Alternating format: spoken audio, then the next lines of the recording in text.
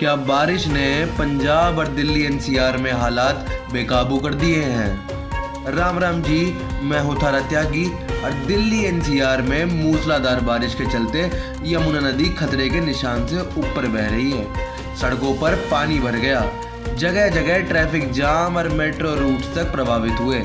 Airlines ने भी यात्रियों को फ्लाइट डिले और कैंसिलेशन की चेतावनी दे दी है। वहीं पंजाब में हालात और ज़्यादा गंभीर हैं। करीब 1000 गांव पानी में डूब गए हैं और लाखों लोग प्रभावित हुए हैं।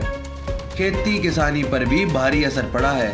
प्रधानमंत्री मोदी ने पंजाब के मुख्यमंत्री भगवंत मान को फ़ोन कर हर संभव मदद का भरोसा दिया है। अब सवाल आपसे, क्या ये तबाही सिर्फ प्रकृति का कहर है या फिर हमारी तैयारी और इंफ्रास्ट्रक्चर की नाकामी? जवाब दीजिए कमेंट में। राम राम।